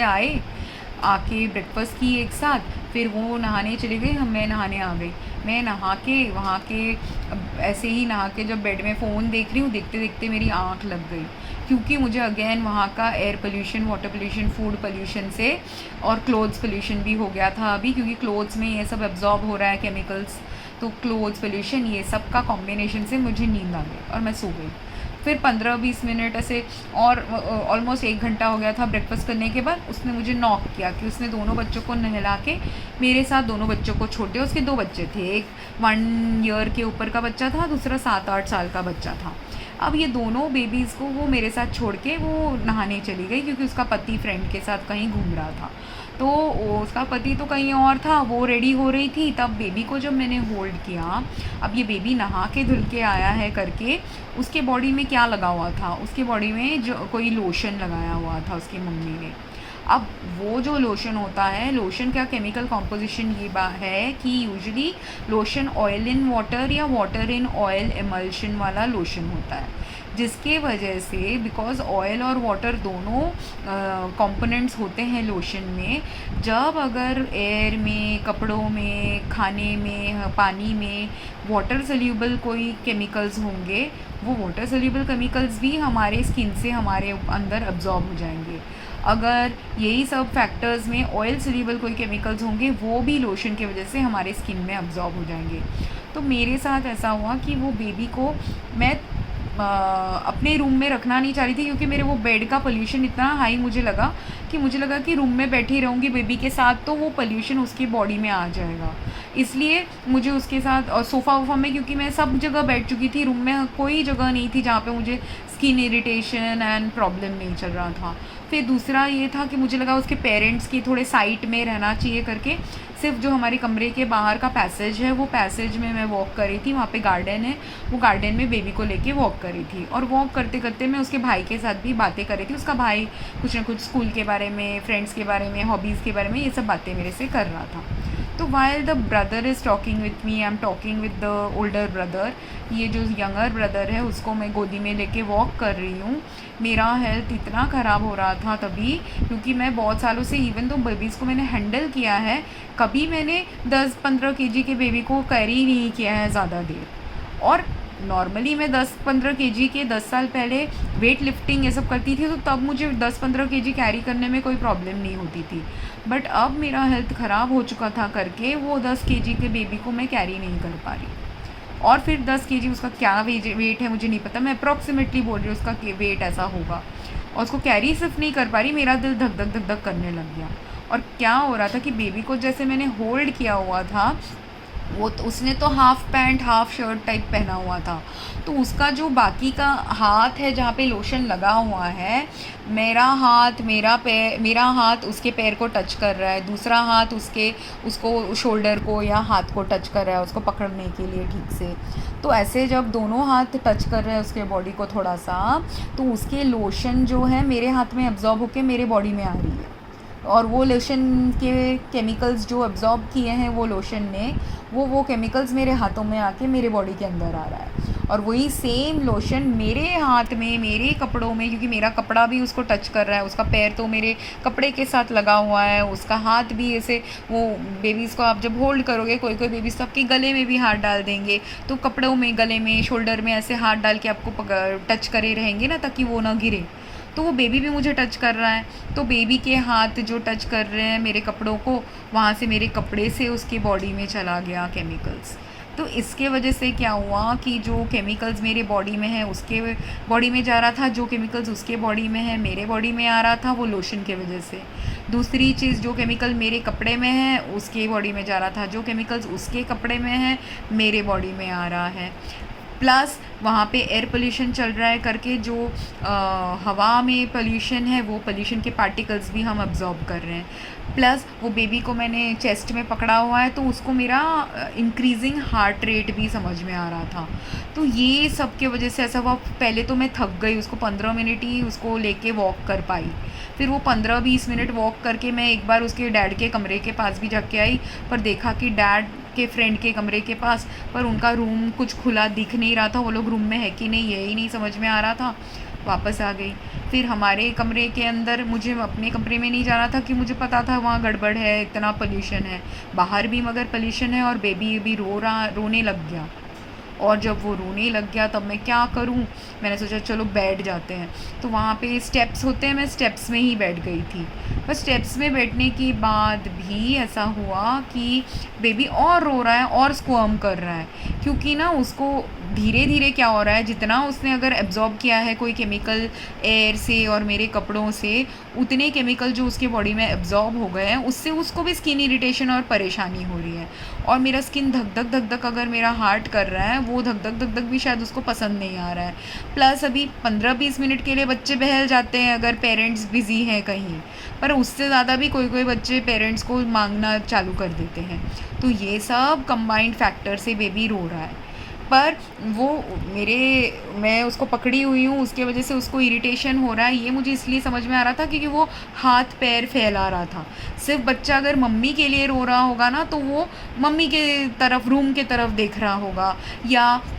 सिर्फ रो रहा होगा। पर ये बच्चा सिर्फ रूम के तरफ भी नहीं देख रहा था, सिर्फ रो भी नहीं रहा था, वो हाथ पैर भी मार रहा था। क्योंकि मुझे तब समझा, और वो हाथ पैर मार रहा था करके मुझे समझा कि वो क्यों हाथ पैर मार रहा है। कपड़े से उसका अगर कुछ एब्जॉर्ब हो गया है, मेरे हाथ से अगर कुछ एब्जॉर्ब हो गया, क्योंकि मैं तो बेड में सो गई थी ना, और वही बेड के लिनन में जो मुझे मॉस्किटो रिपेलेंट है करके स्मेल आ रहा था, वो स्मेल से ही मैं सो जा रही हूँ। तो वो छोटे बेबी के लिए तो वो तो मेरे से 10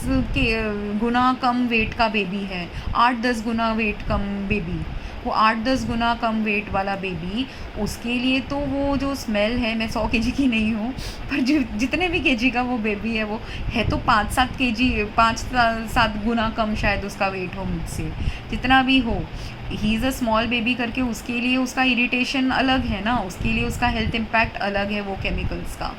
तो फाइनली वो बेबी इतना रो रहा था देख के, 10-15 मिनट क्या करे सोच के मैंने फिर उसके भाई को बोला कि तू अंदर जाके थोड़ा देख अगर तेरी मम्मी का रेडी हो गई है, क्योंकि मुझे लगा आधा घंटा तो उसको लगेगा नहाने में एंड ऑल, और तब तक आधा घंटा हुआ नहीं था, तो उसको बॉदर करने मुझे अच्छा नहीं लग रहा था। पर बेबी बेचारा इतना रो रहा था, फिर उसकी मम्मी को बुलाया, तो फिर उसकी मम्मी बेचारी आई और उसको लेके गई। और फिर बाद में मैं उनको बोलने की कोशिश की कि ये लोशन की वजह से आप, ये लोशन का प्रॉब्लम मैं इसलिए बता रही हूँ क्योंकि यही लोशन का प्रॉब्लम अगर हम इंडिया में तो प्रेवलेंट ड्राई जगह, राजस्थान जैसे जगह या विंटर टाइम में हम ऐसे लोशन बेबीज़ के ऊपर भी इस्तेमाल करते हैं, हम खुद लेडीज़ भी अपने स्किन में ये यूज़ करते हैं, बच्चे भी यूज़ करते हैं उनके स्किन में लोशन। अब ये जो लोशन है, अगर ऐसे ही ऑयल और वाटर सोल्यूबल वाले लोशन ही हमेशा होते हैं तो उसमें क्या होता है, कुछ भी अगर आपके वातावरण में केमिकल्स हैं वो भी एब्जॉर्ब हो जाएंगे, आपके बॉडी में अगर कोई केमिकल्स एब्जॉर्ब्ड है वो भी, अगर आपका पसीना छूट रहा है तो पसीने छूटने की वजह से आपके कपड़े में अगर वो चीज़ आ गई है तो वो कपड़ों से आपके बेबी के ऊपर जा सकता है, या बेबी के कपड़ों में ही अगर डाइज़ और केमिकल्स हैं वो भी अगर आपने लोशन लगाया हुआ है तो वो अगर lotion soluble dies and chemicals होंगे तो वो बेबी के बॉडी में आ जाएगा। ऐसे करके मल्टीपल फैक्टर्स होते हैं जिसके वजह से कोई भी बेबी अगर आपने लोशन लगाया तो भी कभी कभी उनका हेल्थ उसके वजह से भी डिटेरियरेट हो सकता है। प्लस लोशन का ही जो केमिकल है उससे भी किसी को हेल्थ इम्पैक्ट हो सकता है। जो मेरा, क्योंकि पहले तो मैं बेबी लोशन यूज़ करती थी तो मुझे ज़्यादा हेल्थ इम्पैक्ट इतना ही होता था कि मुझे तो बेबी लोशन का स्मेल भी बहुत अच्छा लगता था, पर आजकल के जो बेबी लोशन से मुझे कभी कभी हेडेक होना ऐसा होता था पहले, और इस वक्त भी ऐसे हुआ। वो बेबी को लेके अपने रूम में चली गई, फिर पैकिंग वैकिंग वो शायद कर रही थी, फिर थोड़ी देर में उन लोग आधा घंटे में निकल गए। पर जब वो निकल गए ना, निकलने के बाद उनको मैंने टाटा बाय बाय किया, वो लोग थोड़ा सा 5 मिनट गपशप करके वो चली गई। तो जब वो लोग चले गए तो उस हाफ़ एन आवर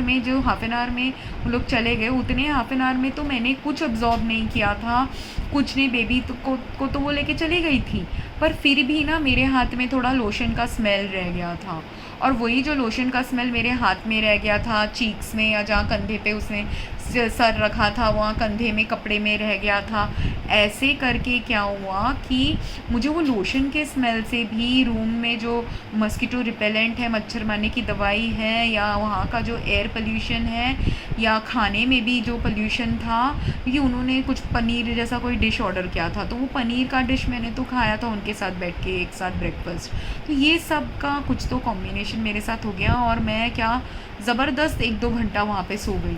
क्योंकि 3-4 चीज़ें जो आपके ब्रेन को इम्पैक्ट करती है एक साथ, क्योंकि अभी स्किन से अब्जॉर्ब होके वो चीज़ें मेरी स्किन में थोड़ी ना सिर्फ हैं, स्किन से अब्जॉर्ब होके धीरे धीरे वो हमारे सर्कुलेटरी सिस्टम से हमारे ब्रेन्स में भी जा सकती है। तो कोई जो केमिकल्स होते हैं एब्जॉर्ब होने के बाद, जब अगर ब्रेन इम्पैक्ट करने वाले वो केमिकल्स होते हैं, वो वाले केमिकल्स, और अगर कॉम्बिनेशन ऐसे केमिकल्स मेरे ब्रेन्स में चले गए हैं, स्किन से एब्जॉर्ब होके, खाना से एब्जॉर्ब होके,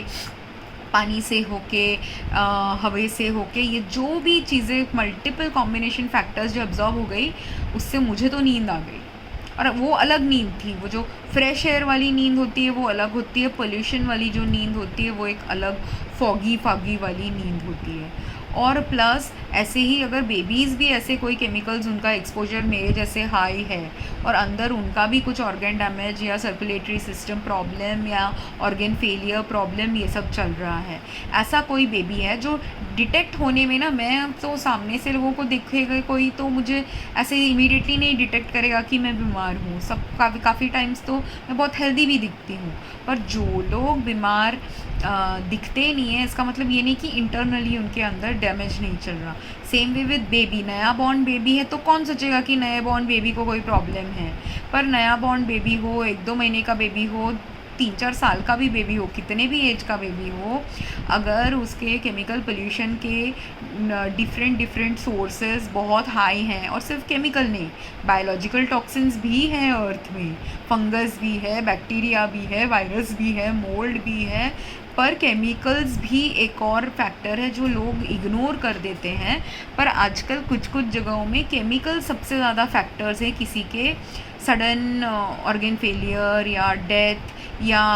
स्किन इरिटेशन की वजह से। अगर ऐसा ही बेबी रोता रहा और माँ नहीं समझ पाई या केयरटेकर नहीं समझ पाया कि बेबी क्यों रो रहा है, तब परेशानी में आके अगर किसी केयरटेकर ने तू क्यों रो रहा है करके झाँक दिया, या बेबी कंटिन्यूसली ऐसे पोल्यूटेड एनवायरनमेंट में रह रहा है कि हर दिन रोता रहता है कि 10-10 घंटे रो रहा है, क्योंकि उसको तो परेशानी हो रही है ना, इतना केमिकल्स उसके कपड़े में है, डाइज़ में है, कुछ खा रहा है पी रहा है उसमें है, पानी में है, नहा रहा है उसमें है, तो जो भी चीज़ उसको पीड़ा पहुंचा रही है वो शायद दिन में 2-3 घंटे रोए जा रहा है, और पेरेंट उसको सुला नहीं पा रहे। और कभी जैसे वो बेबी रेस्टलेस हो गया था ना, रात को सो नहीं पा रहा था ये केमिकल्स की वजह से, तो मॉस्किटो रिपेलेंट्स जो होती है किसी को एजिटेशन देता है, किसी को एंग्जाइटी देता है, किसी को एंगर देता है, बच्चों को वो रुलाना सिखाएगा, क्योंकि वो बच्चे तो और परेशान हैरान कि मेरे साथ हो क्या रहा है। और अगर अंदर स्किन इरिटेशन ये सब भी चल रहा है, फीवरिश जैसा अगर कुछ इन्फ्लेमेशन भी चल रहा है, तो ये सब के वजह से। और इन्फ्लेमेशन जब चल रहा होता है बॉडी टेम्परेचर नॉर्मल से थोड़ा सा ही हाई होता है, बहुत ज़्यादा हाई नहीं होता, क्योंकि वो फीवर लेवल का प्रॉब्लम नहीं है, पर इन्फ्लेमेशन इटसेल्फ बहुत ख़तरनाक प्रॉब्लम हो सकता है अगर बॉडी में बहुत सारा एक साथ केमिकल्स एंड माइक्रोबियल टॉक्सिन्स ये सब का मिश्रण से कुछ गड़बड़ चल रहा होगा, तो या सिर्फ बहुत सारे केमिकल के पोल्यूशन की वजह से अगर प्रॉब्लम चल रहा है, तो बेबी तो रोता रहेगा। पेरेंट्स परेशान होकर उनको शेक इन बेबी कर सकते हैं कि क्या रोज़ रो रहा है, जो पेरेंट्स का पेशेंस थोड़ा कम है, जो पेरेंट्स इतने केयर टेकिंग या नर्चरिंग पेरेंट्स नहीं है, या जो पेरेंट्स हैरान परेशान हैं, उनके बहुत सारे बच्चे हैं, तो इतने सारे बच्चों को वो मैनेज नहीं कर पा रहे हैं, तो अकेले ही मैनेज करें। सिंगल पेरेंट्स होते हैं या बहुत ओवरवर्क पेरेंट्स होते हैं कि 10 घंटे काम भी करके आओ, फिर घर में 1-2 घंटे बच्चे को संभाल रहे हैं, तो उस वक्त क्या होता है कि आपका दिमाग जब ठीक से ठंडे दिमाग काम नहीं कर रहा, आप बच्चा भी रोए जा रहा है, उसको आप मैनेज भी नहीं कर पा रहे, ये सब का मिक्स मिला के क्या होगा, कोई पेरेंट अगर गुस्सा आ गया सडनली, और अगर पोल्यूशन है जो पेस्टिसाइड रिलेटेड है, ऐसे केमिकल्स रिलेटेड है जो आपके ब्रेन के फंक्शन को इम्पैक्ट करता है, जैसे बेबी भी एजिटेट हो रहा है, उसको रात को ठीक से नींद नहीं आ रही है, बेबी अगर सारी रात नहीं सोए तो उसकी मम्मी भी तो सारी रात नहीं सोई, मम्मी पापा दोनों अगर केयर टेकिंग वाले पेरेंट है, दोनों सारे रात नहीं सोए, तो वो लोग भी गुस्से वाले में है कि नींद कम आती है, तो किसी को गुस्सा भी ज़्यादा आता है या एंग्जाइटी भी ज़्यादा आती है। तो ये सब के कॉम्बिनेशन से अगर ऐसा हो गया कि ये परेशान पेरेंट समझ नहीं पा रहा कि खाना दे दिया, पानी दे दिया, साफ़ कर दिया कपड़ा, फिर भी बच्चा सो नहीं रहा है या फिर भी बच्चा रोए जा रहा है, तो तब पेरेंट्स अगर गुस्से में उसको शेक कर दिए, इतने ज़ोर से शेक किए, तो इट्स नॉट सिर्फ कि शेक किया करके बच्चा मर गया, पर ऑलरेडी अगर उसके अंदर केमिकल डैमेज भी चल रहा था, केमिकल डैमेज प्लस शेकिंग मिला के भी बच्चे को मार सकता है। किसी पेरेंट ने अगर जकड़ से बच्चे को ज़ोर से पकड़ लिया, ये जो पोल्यूशन होती है केमिकल पोल्यूशन, उससे सिर्फ हमारा स्किन नहीं इम्पैक्ट होता, किसी के बोन्स भी इम्पैक्ट होते हैं, तो उनका अगर बोन्स एकदम हल्का सा, और बेबी है ना, तो बेबी का तो बॉडी वैसे भी थोड़ा सॉफ्ट है, तो उसको थोड़ा सा भी जकड़ के पकड़ लिया और वो उसका बोन हेल्थ अच्छा नहीं था, उसके वजह से भी बोन टूटने फूटने वजह से, और फिर वो टूटे हुए बोन्स अगर कोई हार्ट में चला गया, लंग्स में चला गया, पियर्स हो गया, ये सब से भी डेथ हो सकता है। तो इसीलिए बेबी को जेंटली हैंडल करना बहुत ज़रूरी होता है, जो बहुत सारे लोग करते नहीं हैं। जेंटली हैंडल नहीं किया तो ऐसे कुछ भी एक्सीडेंटल डेथ्स भी हो सकते हैं। और कोई इंसान जो एकदम दिमाग जिनका ख़राब है, मेंटली इल है, मैं ऐसे जो एजुकेशनल वीडियोस बना रही हूँ, वो एजुकेशनल वीडियोस का उल्टा असर भी किसी लोगों पे आ जा सकता है। वो लोग यही इन्फॉर्मेशन को किसी के बेबी को नुकसान पहुँचाने के लिए भी कर सकते हैं। जो लोग मेंटली इल होते हैं, सोशली इल होते हैं, उनको दूसरों को दुख देने में मज़ा जिनको आता है, वो लोग किसी और के बच्चे को कुछ ना कुछ गड़बड़ करके भी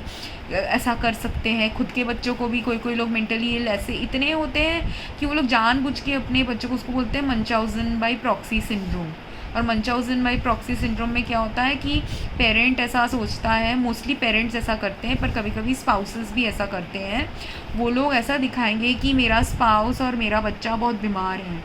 करके जानबूझ के बच्चों के खाने में, स्पाउस के खाने में कुछ डाल देंगे, और फिर वो ऐसी चीज़ डालेंगे जिससे सपोज़ अगर बच्चा बहुत सो रहा है तो डॉक्टर के पास लेके जाएंगे, मेरा बच्चा बहुत सो रहा है, और या बच्चे का डायबिटीज़ दिखाने के लिए बच्चे को बहुत शुगरी खाना खिला देंगे, और फिर डॉक्टर के पास लेके जाएंगे कि मेरे बच्चे को डायबिटीज़ है तो इसका ट्रीटमेंट दीजिए। तो बच्चा मगर एक्चुअली उसको डायबिटीज़ नहीं है और एक्चुअली उसको मेडिसिन चाहिए भी नहीं, माँ ने गलत खाना खिलाया करके उसको डायबिटीज़ दिखा रहे हैं। तो वो होता है मंचाउजन बाय प्रॉक्सी की गलत कुछ इलनेस, या बच्चे को पॉइजन खिला देंगे, वो भी ऐसे जो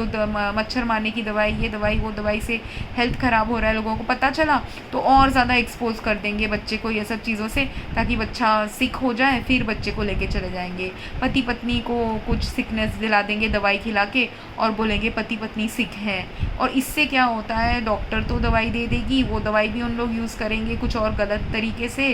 कभी कभी दवाई खिलाएंगे नहीं बच्चे को और बीमार कर देंगे, कभी कभी जो अच्छा बच्चा, अच्छा इंसान है जो बीमार है ही नहीं, उसको अगर आपने गलत दवाई दे दी तो उसका भी उल्टा असर लोगों के ऊपर होता है।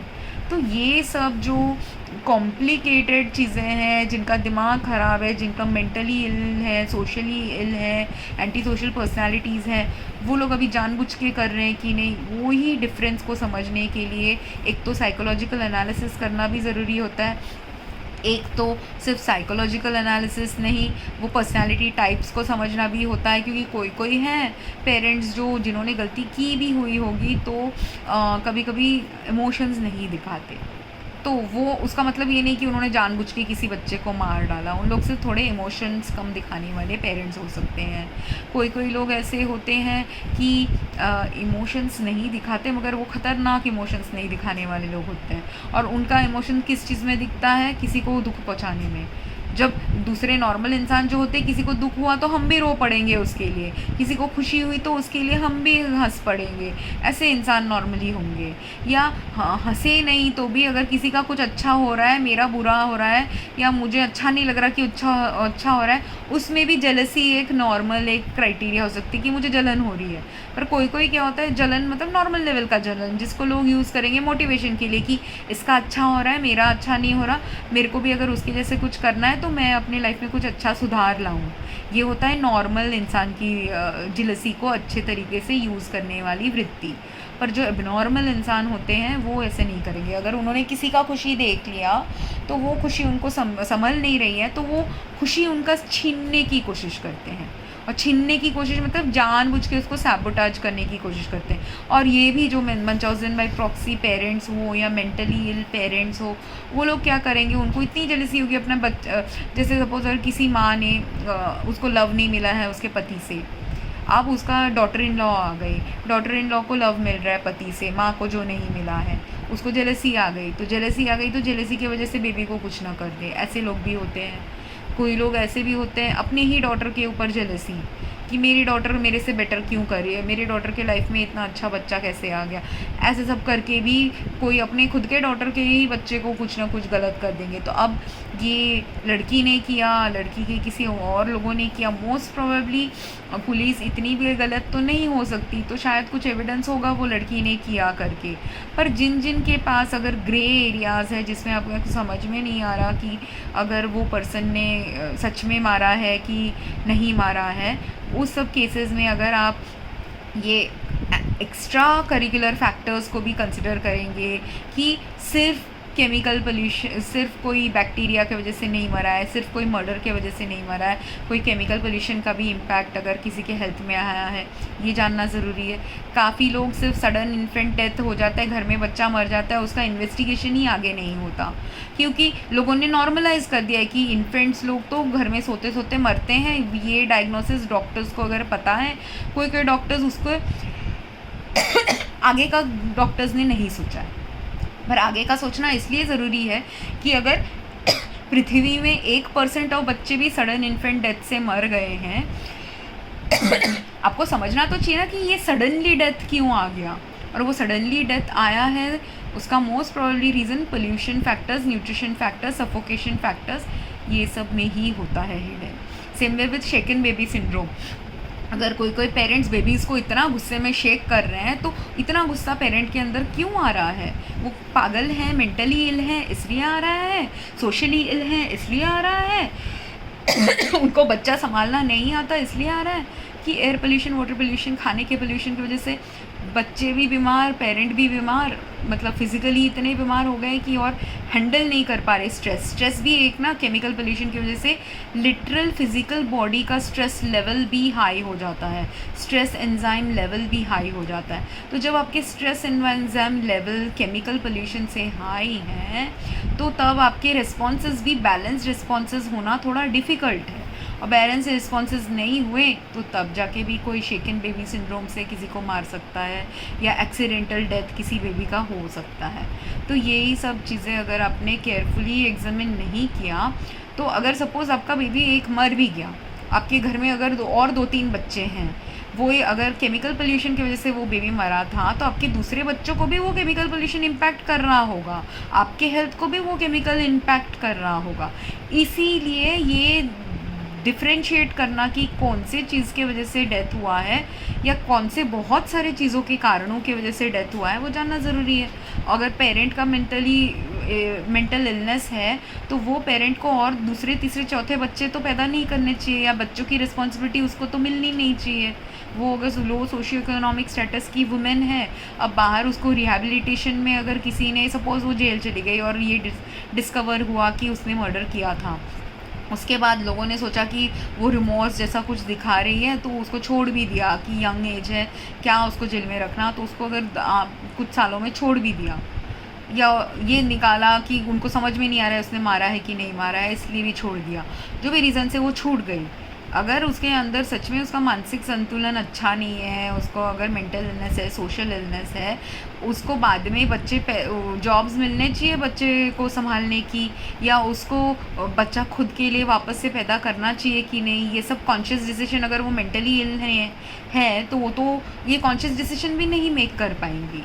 राइट। और कोई कोई ऐसे होते हैं, कोई अगर ऐसा है कि वो गिल्टी नहीं थी, तो उसको तो समझना पड़ेगा ना फिर कि केमिकल पोल्यूशन से अगर मरे हैं, कोई और फैक्टर्स की वजह से, जो केमिकल्स डाइज, ठीक कपड़े हम नहीं खरीद रहे उसके वजह से मरे हैं, ठीक साबुन नहीं खरीद रहे उससे मरे हैं, ऐसे सब चीज़ें अगर हैं, या कोई बच्चे जो मरे अभी नहीं हैं, बहुत हॉस्पिटलाइज्ड हो गए सिवियरली, उनको तो हम तभी बचा सकते हैं ना ठीक से, जब हर एक कारण जिसके वजह से वो हॉस्पिटलाइज्ड हुए थे, वो कारण उस बच्चे की लाइफ से अगर चला जाए, तभी बच्चा सबसे हेल्दीएस्ट लाइफ लीड कर सकता है। इसीलिए मैं ये वीडियोस बना रही हूँ। आपको अगर कोई क्वेश्चंस हैं तो मुझे पूछिएगा, एंड आपके भी अगर ऐसे कुछ मिस्टीरियस इलनेसेस के वजह से किसी का आपको समझ में नहीं आ रहा है, या डॉक्टर ठीक से डायग्नोसिस नहीं दे पा रहा कि क्यों ये हो रहा है इस बच्चे को, उसका भी यूजुअली कारण बच्चे के लाइफस्टाइल के फैक्टर्स के ऊपर ही, मोस्ट ऑफ द टाइम बच्चा हो, एडल्ट हो, कोई भी इंसान हो, लाइफस्टाइल फैक्टर्स बहुत इम्पैक्ट करता है किसी के हेल्थ के स्टेटस को सपोर्ट या हार्म करने में। तो ये सब अगर आपने कमेंट्स में कुछ भी आपके इंसिडेंसेस लिखे, तो उससे दूसरे लोगों को भी जानकारी मिलेगी, और उसी कमेंट के रिप्लाईज़ अगर मैंने कोई और वीडियो में मैं दे सकती हूँ, तो ताकि बाकी लोगों की जानकारी ये सब टॉपिक में थोड़ा एक्स्ट्रा बढ़े। तो thank you very much for listening to this, and have a good night. Thank